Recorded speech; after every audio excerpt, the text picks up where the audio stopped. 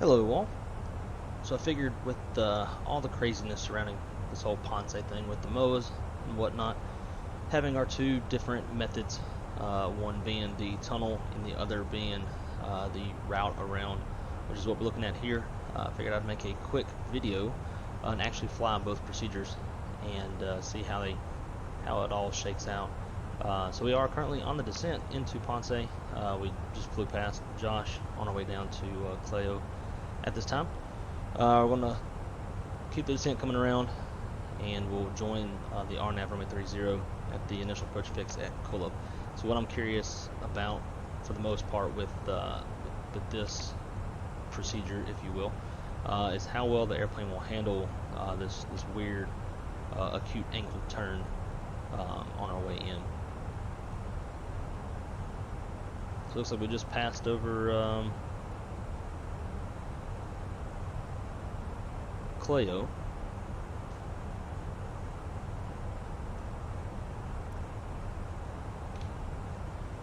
Wreck Wilford, 11.5 miles.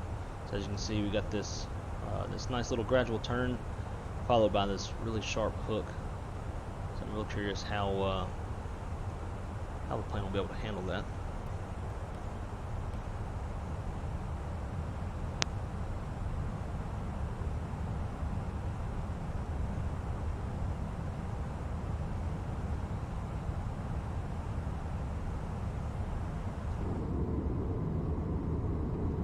Some nice cloud coverage.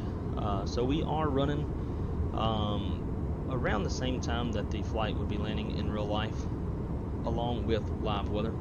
Not exactly sure how the sim processes or ingests live weather, but supposedly it's live. I've noticed in the past that it's a little bit behind when it comes to weather at the destination.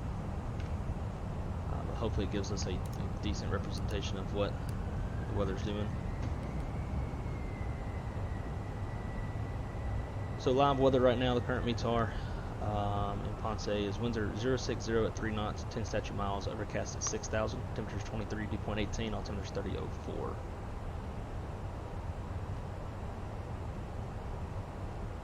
So I guess we'll see how it all shakes out.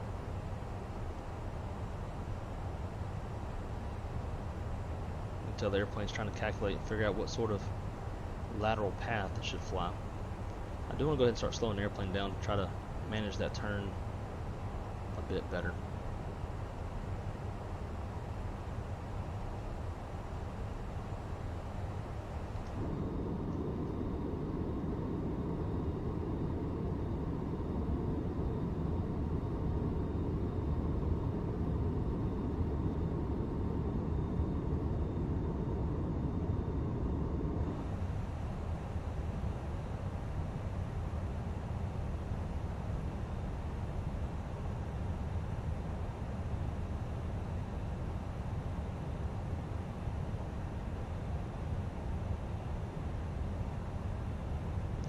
Struggling to figure it out. Now, obviously, the LNAV capabilities of the real airplane will be quite a bit better than what's in this simulator. The simulator's still in its infancy, and some functions like LNAV, VNAV, it sometimes struggles with.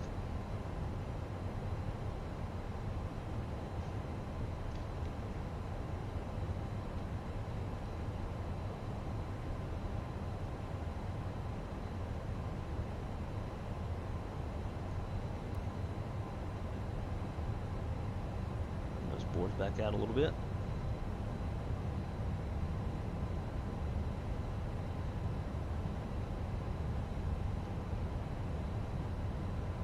One thing I did as well to try to help the airplane is I put in some cross constraints of 2,700 feet at Kolob and Ioki, or Iosi, however it's pronounced.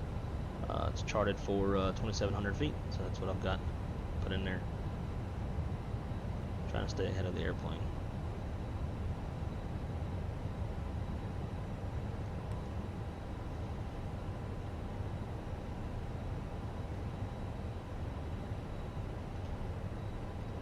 So currently 15 miles from the airport, obviously in a straight line, and can't see much.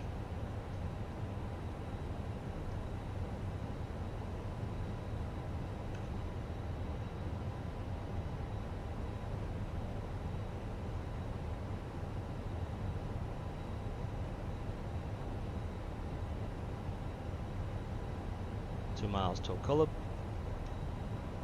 It looks like we will probably be able to handle this turn pretty well. I did fly this once earlier in the evening, and I did not manage the speed at all. I let the airplane do everything, manage speed, manage descent, and it flew right on past Cullub, shot the turn way to the left, and then by the time it was getting back on course, we were already passing the OC, and the airplane was definitely struggling. So slowing down before Cullub seems to help quite a bit.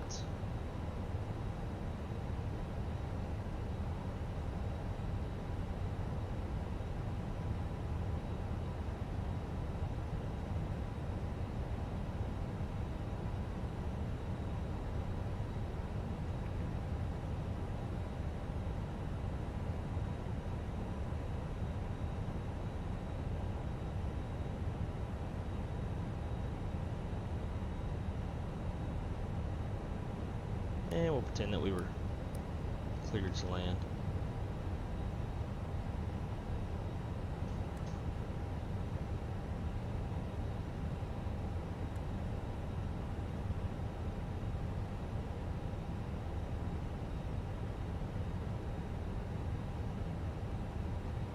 Being 8 plus 10, so we'll go flaps 2.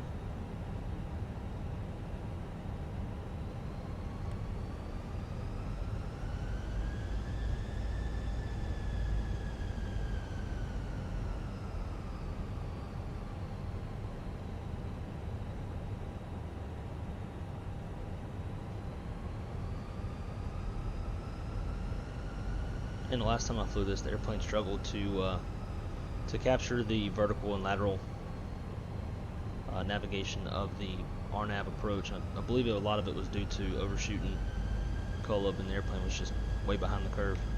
So I got final lap. 10 miles out.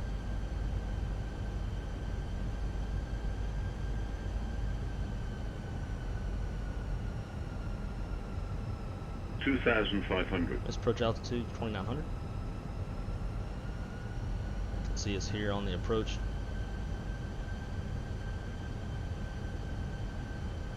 Got an MDA of 600 feet. Add the 50 feet, gives us 650.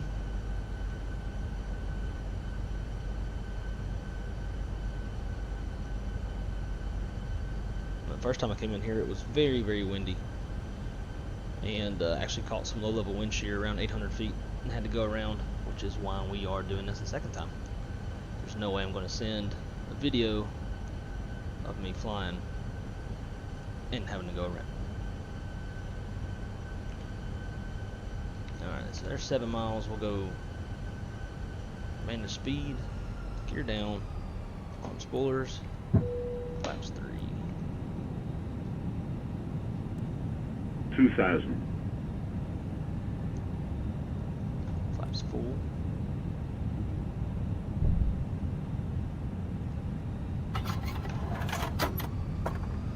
Landing checklist. Cabin crew is advised: auto thrust, speed, auto brakes, medium, ECMMO, landing all green.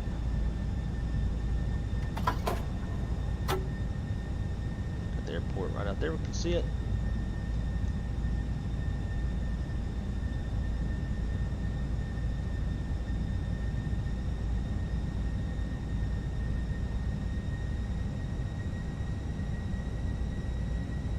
Got a 5-mile range ring around the airport.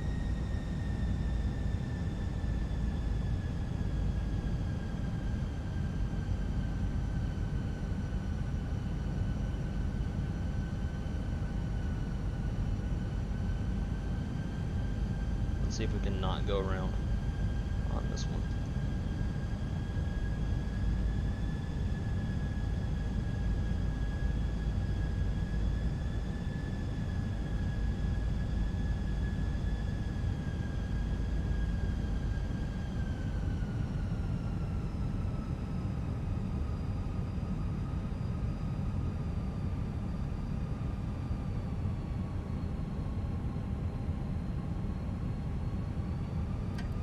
1000.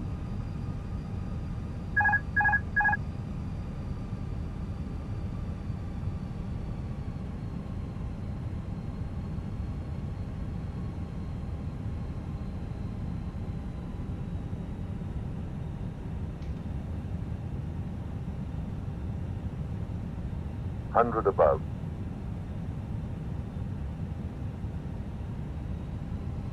Minimum. Continue.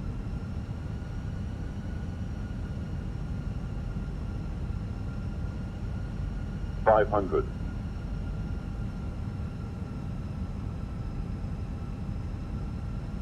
400.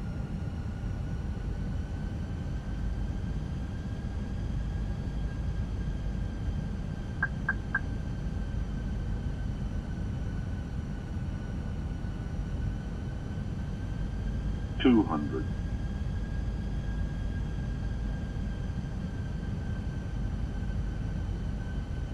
100. 50. 40. 30. 20. Retard. 5.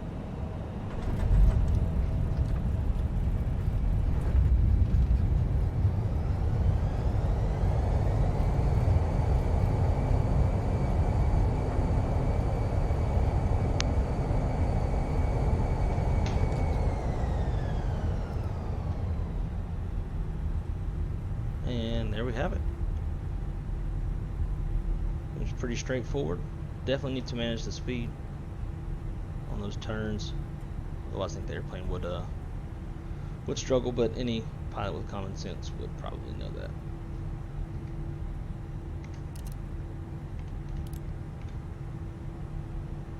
All right, so now I'm going to bring the airplane back over to Punta Cana where I started, and prep everything for the tunnel procedure. We'll take a look at that one.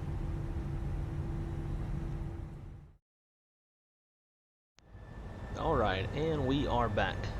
So for this this procedure, this is the tunnel procedure. We just crossed the MAZ-VOR. I'm not going to try to pronounce that.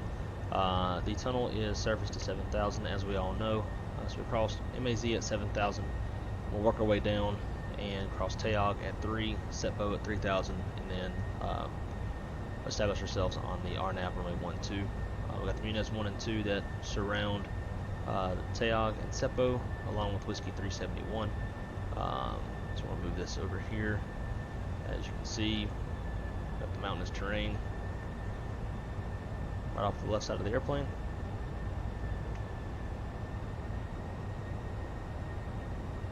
It's a little close at 7,000, but not too terribly bad. I'm gonna bring this down. So just to illustrate again what we're doing. So we're working our way down. Got the warning area here. We would be entering the vicinity of the Muniz 1 here in just a few miles. It's basically parallel to this Whiskey 371, and then work our way down. So, got an MDA of 880 plus 50 feet. Gives us minimums of 930 feet. And also, the VNAV, I don't know if it's because I didn't restart the sim after the last flight, 'cause typically the sim likes that. But the vertical navigation is big time off. The entire time has shown my top of drop all the way down here by Tayog, and that's obviously wrong. So we're just going to be descending in vertical speed mode. Just want to make sure we get down to Tayog, 3,000 feet. The vertical navigation until we get to Tayog, probably maybe even Setbo is going to be completely unreliable.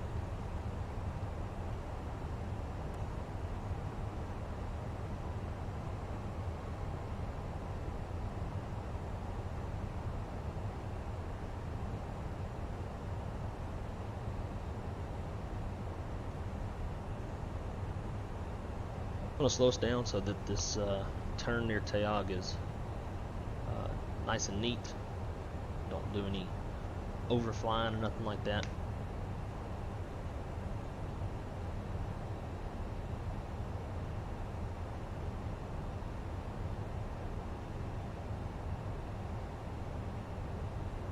Let's see, this makes a lot more sense. That Seppo start coming down again.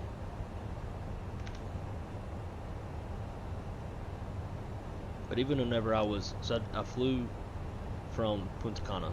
I definitely wasn't going to fly the entire Orlando Ponce leg. Made my cruising altitude 11,000 feet, and even when I was at 11,000 feet, it was saying top of descent was over here next to Tayag.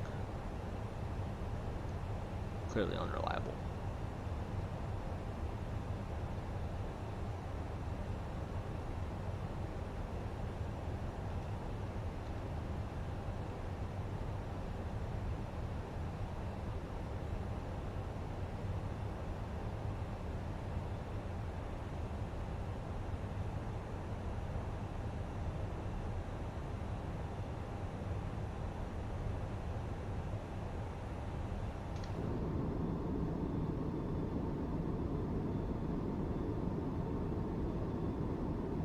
Does look like some pretty country out there though.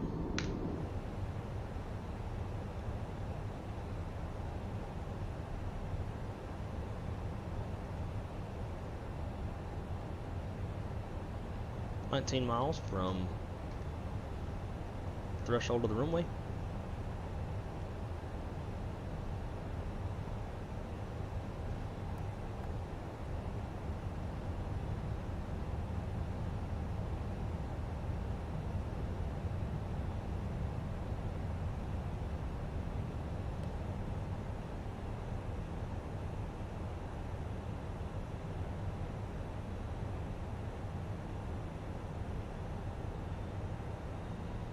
E plus 10, so we'll go flaps 1. So again, just like the last one, running live weather. Current weather conditions. Winds are 120 at 5 knots, 10 statute miles, overcast 6,000, temperature 23, dew point 18, altimeter is 3003.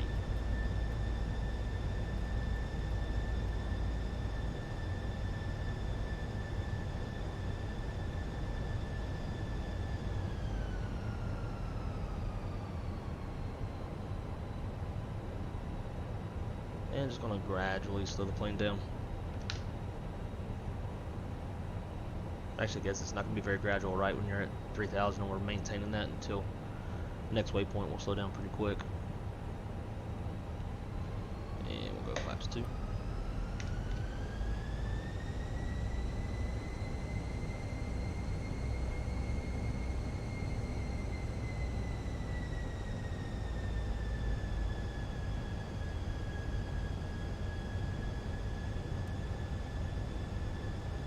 Definitely slow a bit early.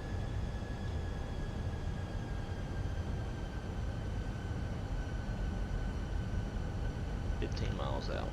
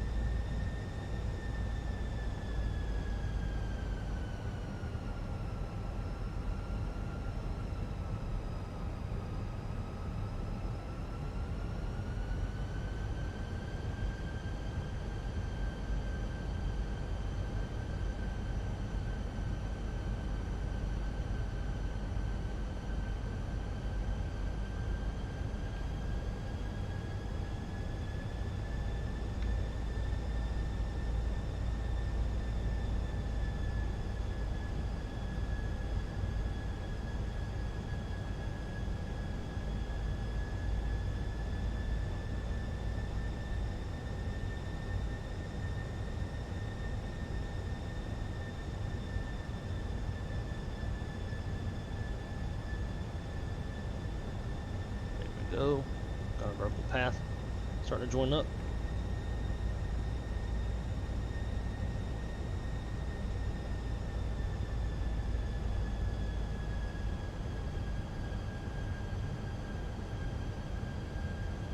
There we go, final lap. This approach altitude is 3,000 feet.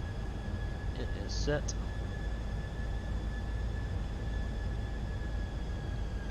11 miles out.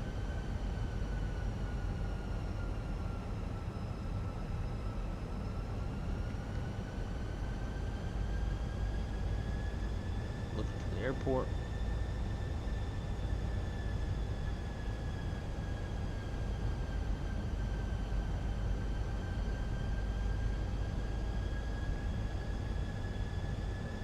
Get rid of wherever the stupid message is.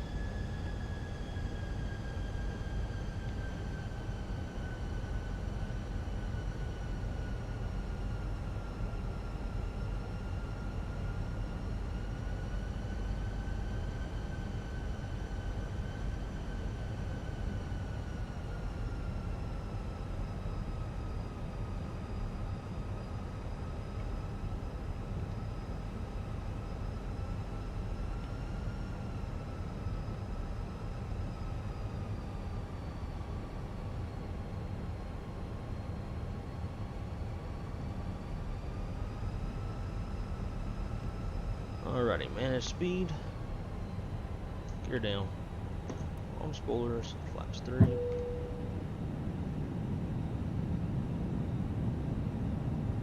That should let the airplane slow down a little bit. Typically at 170 when I go flaps 3. And flaps full.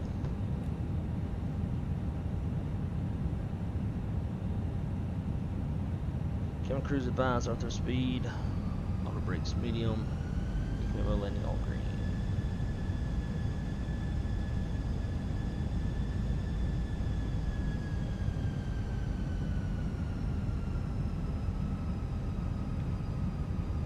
Got the airport out there.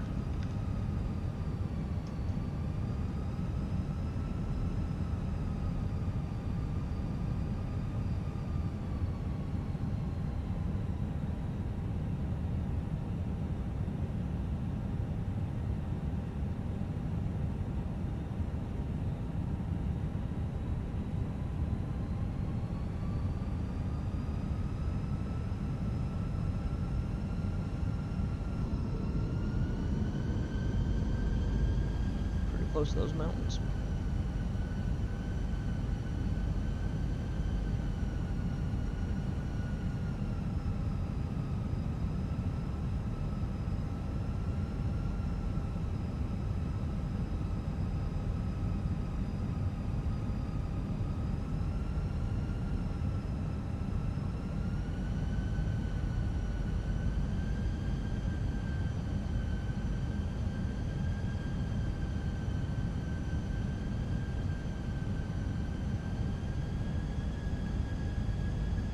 One thousand.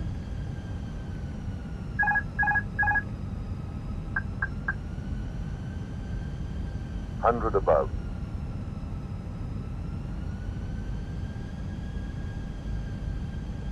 Minimum. Continue. Definitely sketchy. Now I'll see what Hayden was talking about, especially coming in from this side.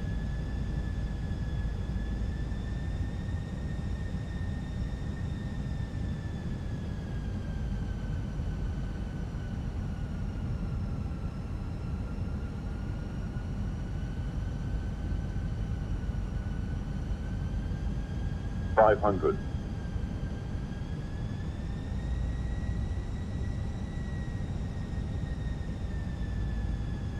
$400.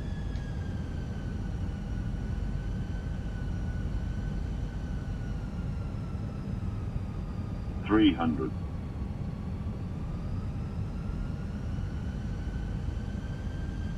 $200.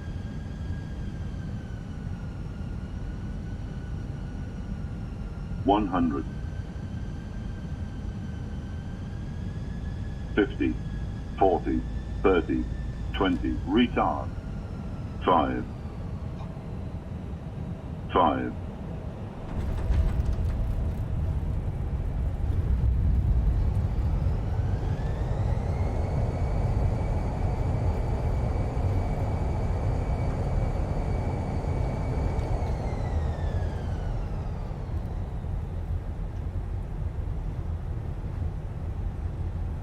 Alright, well, that's actually a fun little approach.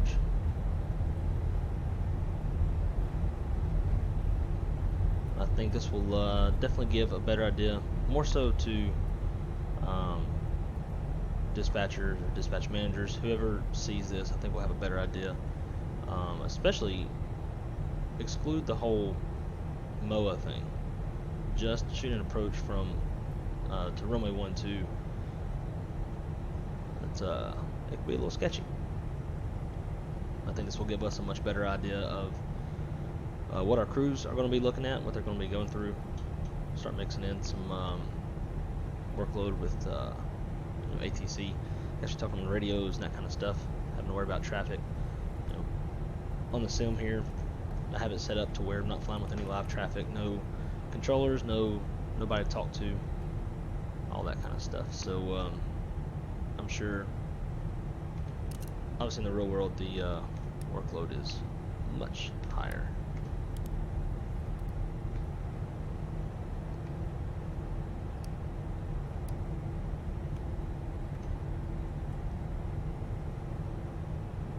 Anyways, so if you've made it this far, thank you for watching.